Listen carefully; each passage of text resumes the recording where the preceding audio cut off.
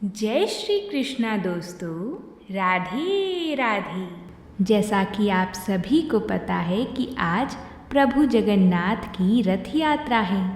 आज के दिन महाप्रभु जगन्नाथ जी अपनी बहन सुभद्रा और भाई बलराम के साथ रथ यात्रा के लिए निकलते हैं।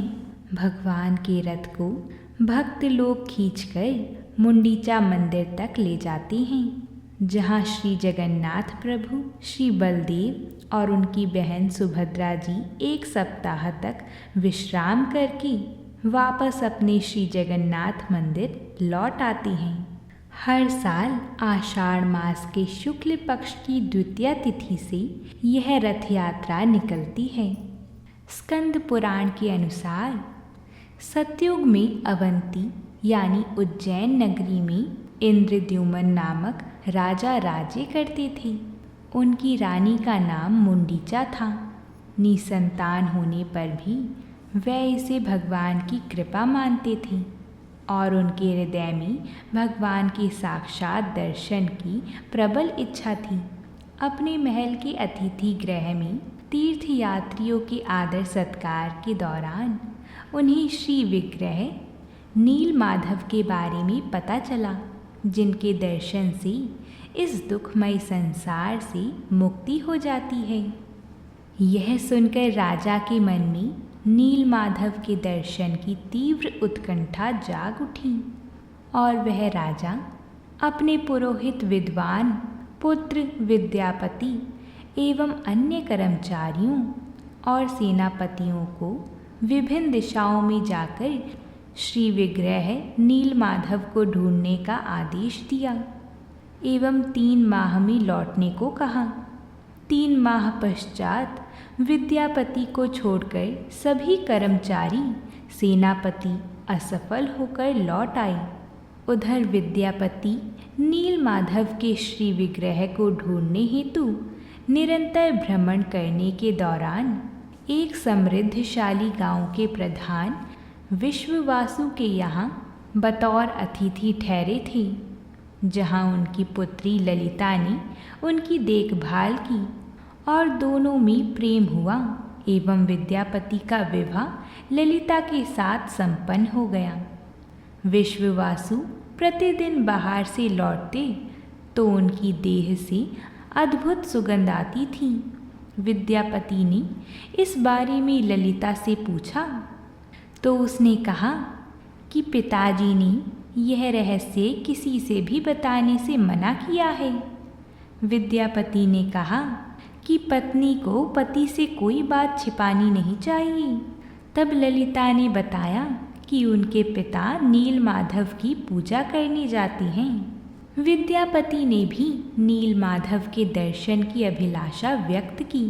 तब ललिता ने पिता विश्ववासु से अपने पति को साथ ले जाने की मंशा व्यक्त की और ना ले जाने पर प्राण त्यागने की बात कही। परंतु विश्ववासु को चिंता थी कि अनधिकारी व्यक्ति को वहां ले जाने पर कहीं नील माधव अप्रकट हो गई तो मैं अपने आप को कैसे क्षमा कर पाऊंगा। एक और पुत्री का स्नेह था तो दूसरी ओर नील माधव के भावी विरह की आशंका। परंतु उन्होंने पुत्री से कहा कि उसके पति को वह साथ अवश्य ले जाएंगी, परंतु उनकी आंखों पर काली पट्टी बांधकर एवं मंदिर पहुंचने पर ही हटाएंगे, जिससे कि वह नील माधव के दर्शन कर सकें। पुनः पट्टी बांध दूंगा जिससे उन्हें वह स्थान जानने में ना आए। बाद में विद्यापति और उनकी पत्नी ने योजना बनाई ताकि बाद में मैं भी उनके दर्शन अकेले जाकर कर पाऊँ। विश्ववासु के साथ विद्यापति बैलगाड़ी पर गई। बैलगाड़ी में जाते वक्त विद्यापति ने सरसों की पोटली से सरसों के दाने मार्ग में गिराते गए, जिससे बाद में सुंदर पुष्प वाले पौधों से मार्ग का पता लग जाए।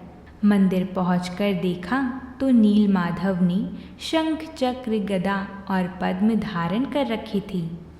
विद्यापति नील माधव के दर्शन करके पूर्ण रूप से संतुष्ट हो गई। इसी बीच जब विश्ववासु पुष्प और पूजन सामग्री लेने बाहर गई तो विद्यापति मंदिर के समीप एक सरोवर के पास टहलने लगी। तभी उन्होंने देखा कि पेड़ की डाली से एक कौवा सरोवर में गिर पड़ा एवं उसने प्राण त्याग दिए। तभी उसने सुंदर चतुर्भुज रूप धारण कर लिया। उसी क्षण गरुण जी वहाँ उपस्थित हुए और उसे बैठाकर वैकुंठ की ओर ले चली। विद्यापति ने सोचा कि एक साधारण अपवित्र कौवा परंतु सरोवर में गिरने मात्र से उसकी श्रेष्ठ गति हुई। अंततः क्यों नहीं यही प्राण त्याग कर मैं भी वैकुंठ चला जाऊं। तभी आकाशवाणी हुई कि वैकुंठ जाने के लोभ में आत्महत्या मत करो।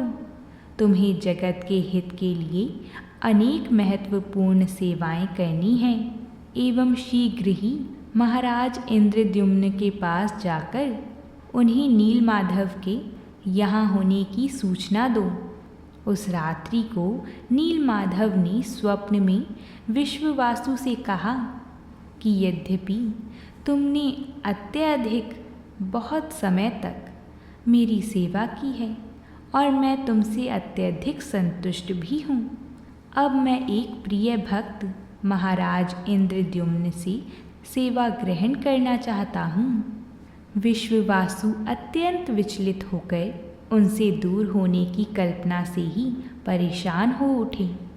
इधर विद्यापति ने भी अवंती नगरी जाने की बात उठाई तो विश्ववासु ने विद्यापति को अपने कक्ष में ही बंदी बना लिया, परंतु पुत्री के कहने पर मुक्त होकर वह अवंती की ओर प्रस्थान कर गई एवं महाराज को सूचित किया। इधर महाराज इंद्रद्युम्न ने सेना प्रजा के साथ सरसों के पौधों से निर्मित पथ के माध्यम से नीलमाधव मंदिर पहुँची, परंतु वहाँ देखा कि मंदिर में नीलमाधव नहीं थे। राजा ने सोचा कि विश्ववासु ने उन्हें गांव में छिपा दिया होगा। राजा ने विश्ववासु सहित सभी लोगों को बंदी बना लिया और निराश होकर प्राण त्यागने का प्रण लिया। साथ ही स्मरण कर नीलमाधव को पुकारने लगी। इतने में आकाशवाणी हुई कि राजन, सारे लोगों को छोड़ दो। मैं इस जगत में नीलमाधव के रूप में तुम्हें दर्शन नहीं दूंगा, किंतु मैं जगन्नाथ, बलदेव, सुभद्रा और सुदर्शन चक्र के रूप में प्रकट होऊंगा। तुम सभी महासागर के निकट बंकिम मुहाना के समीप प्रतीक्षा करो। मैं लकड़ी के रूप में स्वयं भगवान वहाँ सागर में आऊँगा। मैं एक विशाल सुगंधित लाल वृक्ष की लकड़ी के रूप में प्रकट होऊंगा। उस पर शंख, चक्र, गदा और पद्म चिन्ह होंगे। उस दारू ब्रह्मा को वहाँ से निकालकर तुम उससे 4 विग्रह बनवाकर मंदिर में स्थापित कर पूजा अर्चना करना। राजा ने वहाँ विग्रहों की स्थापना हेतु विशाल मंदिर का निर्माण करवाया और ब्रह्मा जी के हाथों प्रतिष्ठित करवाने का विचार किया। समुद्र में लाल वृक्ष का तना दिखाई देने पर उसे सैनिकों और हाथियों की सहायता से बाहर निकालने का प्रयास किया गया, लेकिन वह सभी असमर्थ रहे। तभी एक और आकाशवाणी हुई कि मेरे पुराने सेवक विश्ववासु, पुत्री ललिता और उनके दामाद विद्यापति को बुलाकर मुझे स्वर्ण रथ में ले जाओ। उसके बाद एक ओर से विश्ववासु, दूसरी ओर से ललिता एवं विद्यापति ने सहजता से उसे बाहर निकाला एवं स्वर्ण रथ पर रख दिया। उड़ीसा के शिल्पकारों को आमंत्रित कर श्री विग्रह का निर्माण कराने पर धन संपत्ति देने का वादा किया गया, परंतु उनके औजार तने को स्पर्श करते ही छिन्न भिन्न हो जाते थे। तब एक वृद्ध और सुंदर महाराणा नामक एक ब्राह्मण ने विग्रह निर्माण की जिम्मेदारी ली कि 21 दिनों तक इस भवन का द्वार मेरे कार्य करने तक बंद रहेगा। अगर उससे पूर्व द्वार खुला तो मैं कार्य अधूरा छोड़कर चला जाऊंगा। राजा ने शर्त पालन का वचन दिया और 14 दिनों बाद अंदर से कोई आवाज़ सुनाई नहीं दी तो राजा ने चिंतित होकर सोचा कि कहीं ब्राह्मण के बिना खाने पीने के कारण प्राण तो नहीं छूट गए। रानी मुंडीचा के आग्रह पर द्वार खोल दिया गया। महाराज के आश्चर्य का ठिकाना ना रहा। श्री जगन्नाथ देव, श्री बालदेव, श्री सुभद्रा देवी और श्री सुदर्शन चक्र, इन चारों के श्री विग्रह भी वहाँ असंपूर्ण अवस्था में विद्यमान थे। उनके नेत्र और नासिकाएं गोला आकार की थीं। उनकी भुजाएं आधी बनी थीं। हाथ पैर भी अभी संपूर्ण नहीं थे। तो अंदर ब्राह्मण मौजूद थे। उन्होंने कहा कि अभी तो 14 दिन ही हुए हैं और विग्रह को पूर्ण करने के लिए 7 दिनों की आवश्यकता थी। लगता है श्री जगन्नाथ देव जी की यही इच्छा है, तो ऐसा ही सही। ऐसा कहकर वह ब्राह्मण अदृश्य हो गई। तब महाराज को आभास हुआ कि वह स्वयं जगन्नाथ देव ही थे। राजा को अपने वचन तोड़ने का पश्चाताप हुआ तो वह अपने प्राण त्यागने को प्रस्तुत हुए। तभी आकाशवाणी द्वारा राजा को आदेश मिला कि चिंता मत करो, मैं स्वयं ही इसी रूप में प्रकट होना चाहता था और इन विग्रह को इसी रूप में मंदिर में स्थापित करूं। विद्यापति की ब्राह्मण पत्नी से उत्पन्न पुत्र मेरी पूजा करें और शबर पत्नी से उत्पन्न पुत्र मेरे लिए विविध प्रकार के व्यंजन बनाए। विश्ववासु के गांव में दयिता और उनके वंशज रथ यात्रा के समय 10 दिनों तक मेरी सेवा करें। वह दयिता ही श्री बलदेव, सुभद्रा देवी और मुझे रथ पर बैठाकर मुंडीचा मंदिर में ले जाएं। बोलिए महाप्रभु जगन्नाथ देव की जय हो। आज भी हर 12 साल में महाप्रभु की मूर्तियों को बदला जाता है। ये थी महाप्रभु जगन्नाथ जी की लीला। अब हम सुनेंगे प्रभु जगन्नाथ जी के एक प्रिय भक्त की कथा। यह कथा प्रभु जगन्नाथ जी को अति प्रिय है। जो कोई भी भक्त प्रभु के भक्तों की कथा को सुनता है उस पर प्रभु का आशीर्वाद सदा बना रहता है। आइए कथा को प्रारंभ करते हैं। प्राचीन समय की बात है। एक गांव में बंधु मोहंती नाम के एक व्यक्ति रहा करते थे। वे बहुत ही गरीब थे और केवल भिक्षा मांगकर अपना और अपने परिवार का पोषण करते थे। ये नित्य सत्संग के लिए जाया करते थे और इससे इनके मन में संकल्प बना कि जीवन का एकमात्र उद्देश्य है भगवत प्राप्ति करना। इसलिए ये भिक्षा को भी ज़्यादा महत्व नहीं देते थे। बस पेट भरने के लिए 2-4 घरों से भिक्षा का प्रयास करते थे। यदि ना मिले तो उपवास कर लेते थे और एकांत में खूब नाम कीर्तन करते थे। उन्होंने अपनी पत्नी को भी जीवन का परम लाभ समझाते हुए अपने साथ नाम कीर्तन करने को कहा। अब दोनों पति पत्नी साथ में भजन करने लगी। बंधु के हृदय में विकलता आने लगी कि अब मुझे भगवान ज़रूर मिलेंगे। अब उन्हें किसी परिवार, मित्र, संबंधी आदि से मिलना अच्छा नहीं लगता था। उनकी हालत बहुत ही दयनीय थी। उनके पास बिल्कुल भी धन नहीं था और भिक्षा से भी अन्न कभी कभी ही मिलता था। उनके पास पहनने को फटे पुराने और गांठ बंधे हुए कपड़े ही थे। जब कई दिनों तक भोजन नहीं मिला तो उन्होंने अपनी पत्नी से कहा कि यदि तुम साथ दो तो हम मेरे एक मित्र के पास जा सकते हैं। मेरा मित्र बहुत धनी और कृपालु है, मुझसे बहुत प्यार करता है। 5 दिन का पैदल सफ़र है, लेकिन उसके बाद हमें कभी भूखा नहीं रहना पड़ेगा। उनकी पत्नी पतिव्रता थी और बंधु मोहंती की बात समझते हुए वह साथ चलने को मान गईं। कई दिन से भूखे होने के कारण 5 दिन के लिए चलना असंभव सा था।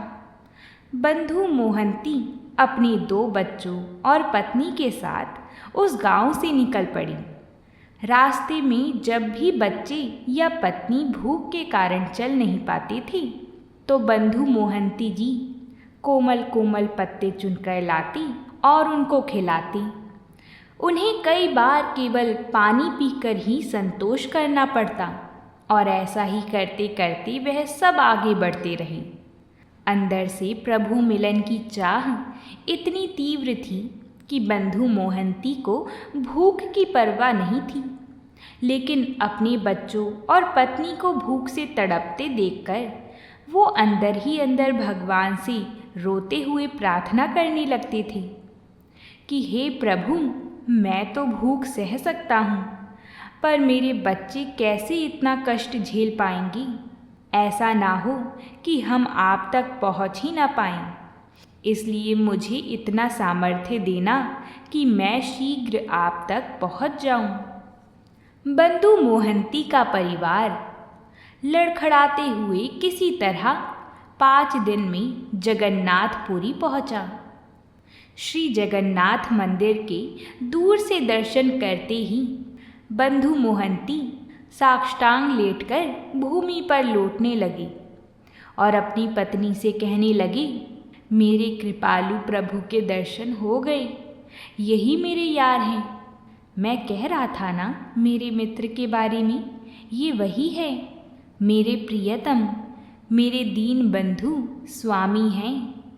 इनके सामर्थ्य से हम यहाँ तक पहुँच पाए हैं। अब चाहे प्राण भी छूट जाएं, कोई परवाह नहीं है। उनकी पत्नी के हृदय में उतना अनुराग तो नहीं था, पर उन्हें इस बात का सुख था कि अब यहाँ भरपेट भोजन मिलेगा और भक्तों का संग भी मिलेगा। आनंद में चलते हुए बंधु और उनका परिवार सिंहद्वार के सामने पहुँची। पत्नी और बच्चे भूख से व्याकुल थे, पर वह फटे कपड़ों की हालत में एक कोने में खड़े रहे। कोई उन्हें पूछ नहीं रहा था। सिंहद्वार पे बहुत भीड़ थी और कुछ देर बाद मंदिर के कपाट बंद हो गए।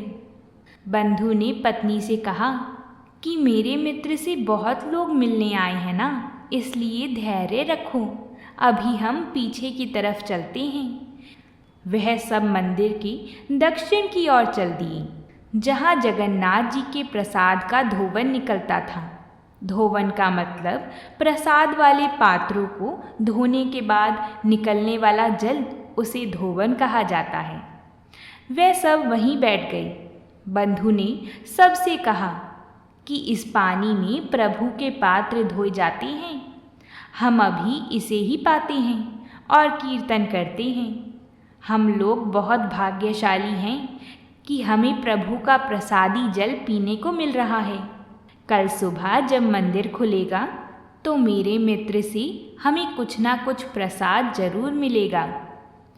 यह कहकर पूरे परिवार ने एक एक करके वो प्रसादी जल पीकर ही अपना पेट भरा। पत्नी सोच रही थी कि इनके मित्र का तो पता नहीं, पर मैं धन्य हूँ जो ऐसा अनुरागी और धैर्यवान पति मुझे मिला है। वो बंधु से कहती है कि आप जैसे राजी हैं, हम सभी वैसे ही आपके साथ रहेंगी, हमें कोई कष्ट नहीं है। बंधु पूरा समय वही जल निकाल निकाल कर सबको पिलाती रही और बोले, तुम लोग सो जाओ, सुबह मंदिर के पट खुलेंगी तब हमें प्रसाद मिलेगा। बंधु प्रभु की प्रसन्नता के लिए वहीं बैठकर नाम कीर्तन करने लगी, भगवान को धन्यवाद करने लगी। भाव में प्रभु से कहने लगी कि हे नाथ, आपने मुझे अपने धाम बुला लिया। मेरे मन में कोई कामना नहीं है, पर आप बस कुछ ऐसी कृपा करो कि मेरी पत्नी को भी विश्वास हो जाए कि आप मेरे मित्र हो। मुझे जितना चाहे कष्ट दो, पर मेरी पत्नी मेरे कहने पर इतना कष्ट सहते हुए यहाँ तक आई है और मेरी ही आज्ञा से भजन कर रही है। कहीं इसका विश्वास टूट न जाए। प्रभु कृपा करो। जगन्नाथ जी के मंदिर में भंडार गृह होता है, जहाँ कई कई दिनों का प्रसाद रहता है। उस भंडार गृह पर रात में ताला लगा दिया जाता है। उस दिन भगवान जगन्नाथ जी ने वहाँ से एक थाल में सुंदर भोजन सजाकर मंदिर के बाहर लाई और फिर वो एक ब्राह्मण के वेश में खड़े होकर आवाज देने लगी, बंधु मोहंती नाम का कोई भक्त आया है क्या? देखो, भगवान ने तुम्हारे लिए प्रसाद भेजा है। रात्रि में बंधु और उसका परिवार वहीं सो रहे थे। अपना नाम सुनकर बंधु उठा और अपनी पत्नी से कहने लगा कि कोई मुझे पुकार रहा है क्या? बंधु उठे और घबराते हुए उसके पास गए।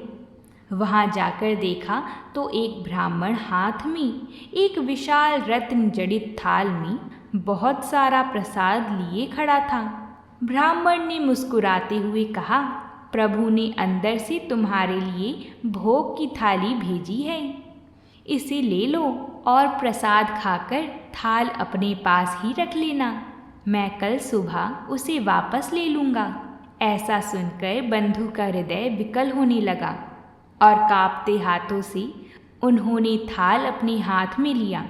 वो अपनी पत्नी से कहने लगी कि देखो, मैं कह रहा था ना, मेरे मित्र मुझे बहुत प्यार करते हैं। सब भीड़ चली गई तो अब उनको फुर्सत मिलते ही मेरे लिए प्रसाद भेजा है। यह कहते कहते वो एकदम आनंदित होने लगी। आज कई दिनों बाद पूरे परिवार ने उस प्रसाद से भरपेट भोजन किया। प्रसाद खाकर बंधु ने कि इस थाल को अभी कहीं पहुंचा नहीं सकता, तो उन्होंने अपने फटे कपड़ों में ही उसे लपेटकर अपने सिरहाने रख लिया। अगले दिन सुबह जब भंडार गृह खोला गया तो सबने देखा कि सब सामग्री अस्त व्यस्त थी। भोग का थाल गायब था और प्रसाद भी बिखरा हुआ था। इतना बहुमूल्य थाल गायब होने पर सब हैरान थे। कुछ लोग थाल ढूंढने बाहर निकले। बाहर नाले के समीप उन्होंने देखा कि रत्नों वाला थाल एक फटे कपड़े में बंधा चमक रहा था। तभी वहाँ हल्ला मचने लगा और सब सेवक बंधु मोहंती को मारने पीटने लगे। सब कहने लगी कि यही चोर है। बंधु की पत्नी रोने लगी और बोली कि कैसे मित्र हैं तुम्हारे, रात में प्रसाद खिलाते हैं और सुबह पिटवाते हैं। तुम तो कहते थे बहुत कृपालु हैं। उधर बंधु को जैसे ही थप्पड़ पड़ता वो जय जगन्नाथ कहते हुए नाम जप करते जाते। प्रभु अपने भक्त की स्थिति और धैर्य की ऐसी ही परीक्षा लेते हैं। बंधु मोहंती आनंद में मग्न होते हुए नाम जप करते रहे। कोतवाल ने उनसे पूछा कि तुम्हें थाल कैसे मिली? बंधु ने बताया कि मुझे तो पता भी नहीं कि थाल कहाँ होती है और प्रसाद कहाँ होता है। रात में एक ब्राह्मण ने मुझे पुकार कर इस थाल में प्रसाद दिया। तब पुजारी ब्राह्मणों की पहचान कराए जाने पर बंधु ने बताया कि इनमें से कोई नहीं था। कोई मानने को तैयार ही नहीं था और सब कहते रहे कि यह झूठ बोल रहा है। अधिकारी कहने लगी कि यदि ये अंदर घुसा होता तो बाहर प्रधान द्वार का भी ताला टूटा होता। ये थाल और प्रसाद लेने अंदर कैसे जा सकता है? सब लोग बंधु को चोर की दृष्टि से देख रहे थे। सब कहने लगी कि देखो, ये गरीब कैसे जगन्नाथ जी के मंदिर में भी चोरी करने से नहीं रुका। बंधु मन में हंसने लगी और प्रभु की लीला देखकर प्रसन्न होते रहे।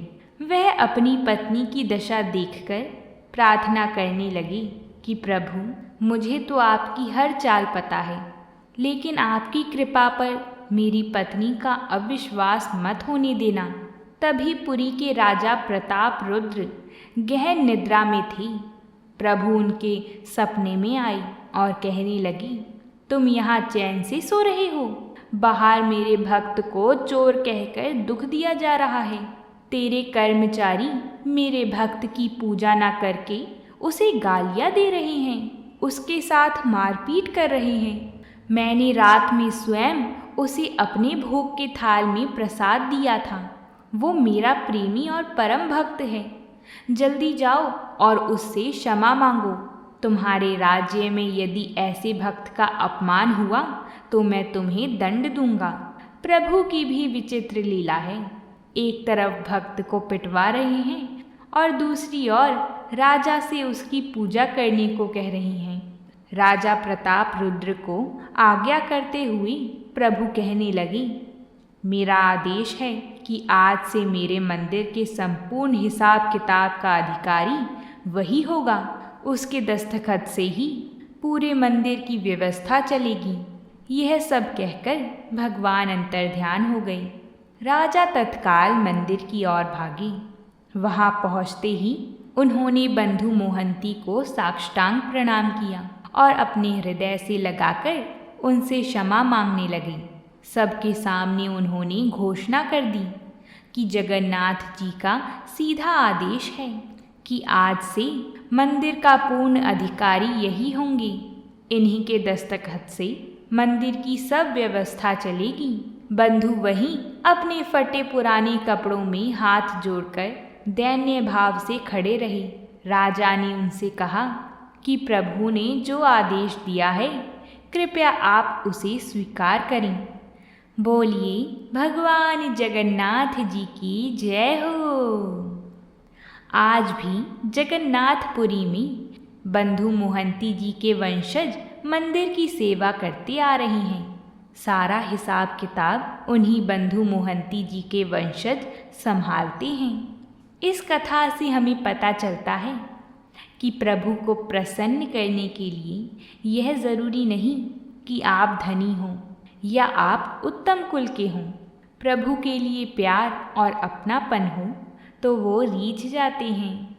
बोलिए श्री जगन्नाथ प्रभु की जय हो।